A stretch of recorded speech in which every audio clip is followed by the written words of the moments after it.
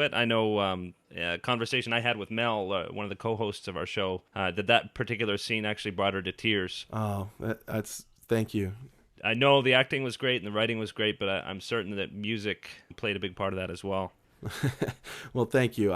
We're all very proud of that, and other moments in the show, but that was a really nice moment.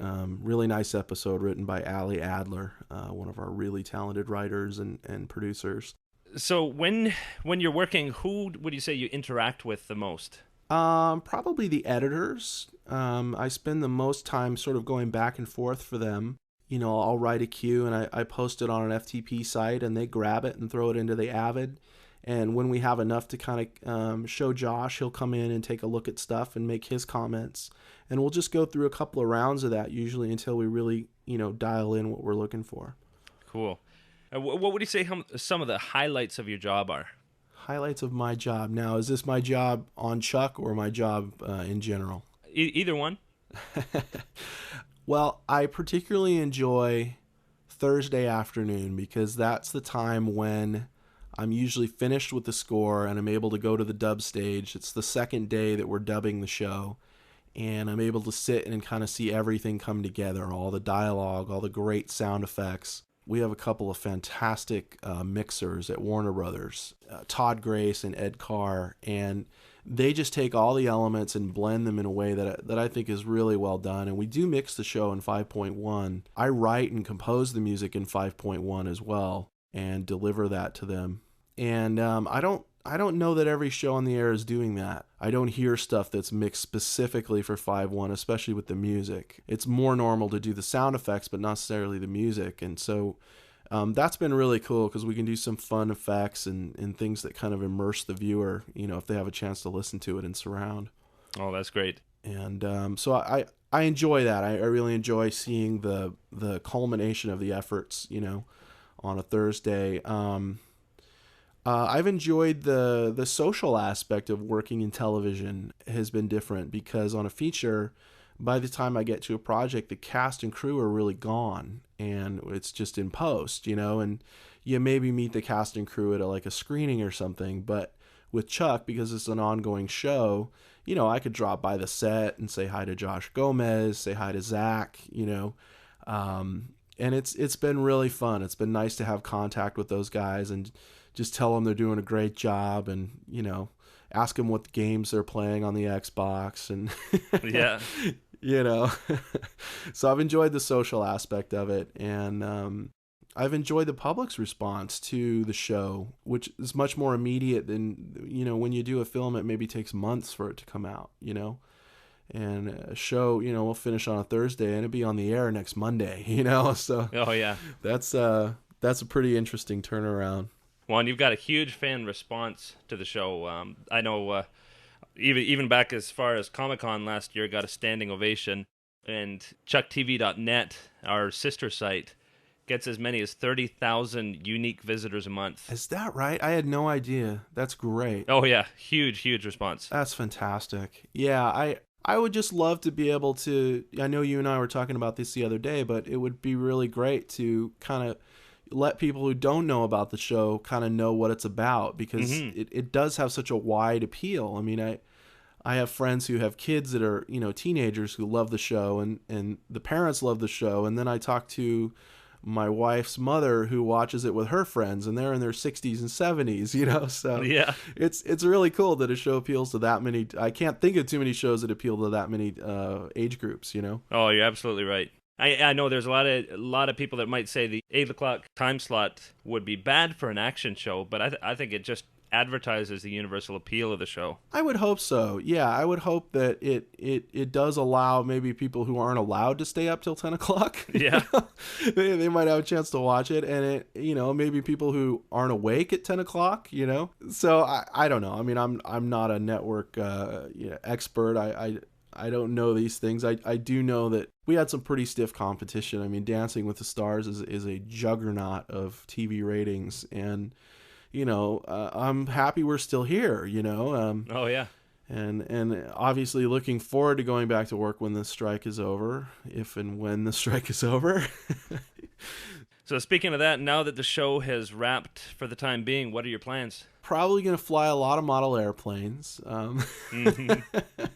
Spend a lot of time on my bicycle. I rode about 30 miles this morning, and would like to be much more active in that, because it's funny, we were all talking on the dub stage a few weeks ago about how we've all just been like trapped in front of a computer for 16 hours a day, and Yeah. our health is just going to the dogs. So yeah, I spend time with my family. I have two little kids, a son and a daughter. My daughter's about to be 6 and my son is 4. Mm-hmm. And my wife Evelyn, and so we'll spend some nice family time. I'm going to be doing some other side projects. I've recently signed with ICM, which is one of the bigger agencies. Great, congratulations. Oh, thank you. Yeah, I have a wonderful agent there, and he's kept me very, very busy, and some great things perking. So we'll I'll have to get back to you on that, but with any luck at all, the strike won't go on too much longer, and we'll be able to get back to the business of making Chuck. Yep, and also you were going to provide some samples of your music for the podcast. Can you tell us a bit about those? What you were going to play for us? Sure. There's a film that I did for Sony that was one in the series of the John Carpenter's vampire films, Mm-hmm. and it was the third movie in that series. And I mention it only because I got the opportunity to go to Prague, and I wrote and orchestrated this score for an 85-piece orchestra and a 30-voice choir. Wow. And sort of a medieval ensemble that included a glass harmonica and a harpsichord and a viola da gamba and some interesting instruments. This movie was actually set in Asia, but I had a lot of Western instrumentation against it, which was actually a lot of fun. So there's a cue from that.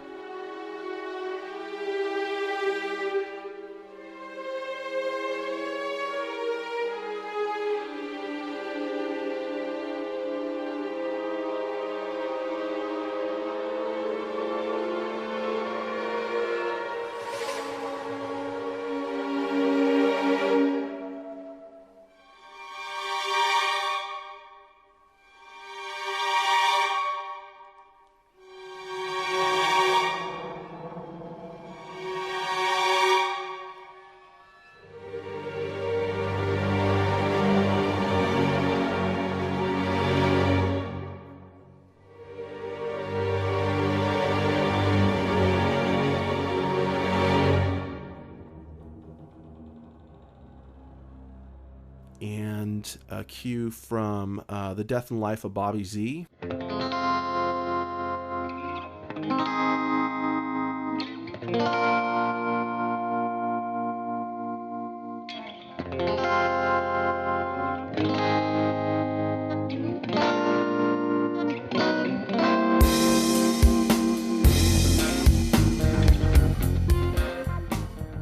Which is a movie I did recently with Lawrence Fishburne and Paul Walker. Mm-hmm. And that was a lot of fun. In fact, I think that movie helped me kind of hone in on the sound for Chuck.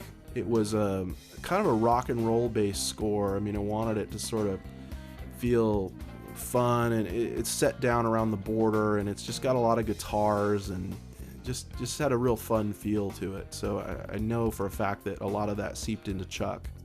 Oh, that's great. Tim, we really appreciate you taking the time to talk to us. We look forward to your music in the fall, because we're convinced that Chuck is coming back for lots more great episodes. Well, from your lips to God's ears, and we'd be very happy to do some more music for Chuck, and I appreciate you taking the time to listen to me talk about the show, because it's something we're all very proud of. Great, and please do give us updates on things you're up to, and we're happy to put them on the site. Sure will. Thanks, Graham. Thanks a lot, Tim.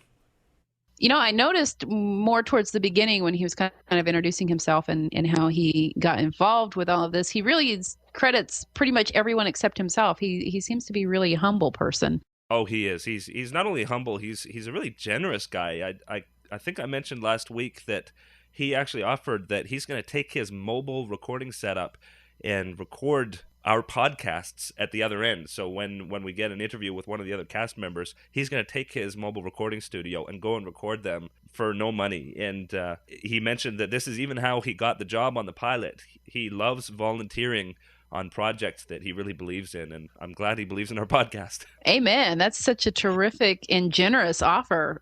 We really appreciate that, Tim. Yeah, we really do. This interview was really interesting. I loved listening to Tim. I myself learned a lot about recording music for a TV show or anything from Tim. He has a way of explaining things that make it sound really interesting to someone like me, who's a lay person, I guess you would call me. I like the sound of his voice. He was just a pleasure to listen to, a complete and total pleasure. And I hope we get the opportunity to speak with him again. Yeah, and he said he is going to give us updates on what's coming up in his work, and definitely a big congratulations to Tim getting signed with ICM. And and I have to say, thanks, Gray, for outing me once again as the crier in this group. A couple of weeks ago when we talked with Yvonne, I confessed that I got all teary during a scene, and now it's come to light that there's another scene that made me cry. So, you know what, though? I'm just going to give credit to the actors and, people like Tim who make the scenes so moving. I can't help it. Yeah, exactly. Music is I think it's a big part of TV shows, movies. For me, the music moves me in a scene that might have not been so effective had it not been for the music. And I did confess that I am a sap. Those scenes get me like anybody else. At least I'm not the only one. So for this week, we don't have any spoilers. We'd love to, but of course, there's nothing to spoil. Not yet. We can't wait for Chuck to start up so we can have more things to talk about. But definitely send us your emails. We love to hear from you. Please vote for us at Podcast Alley. We really, really, really would love to get up to number 50 at least in the listing.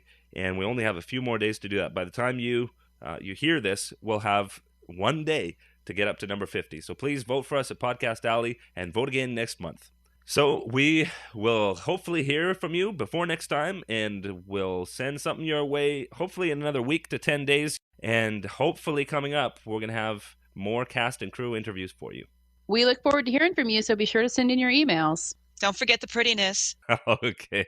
See ya. Thanks for listening. And something else you may not know, I'm actually from Australia. Throw another shrimp on the barbie. No one actually says that. Arr, matey, who's next to walk the plank? That would be a pirate. It's probably best if we just ignore him. Oh, he's after me Lucky Charms now, are you there, Zach? So much closer.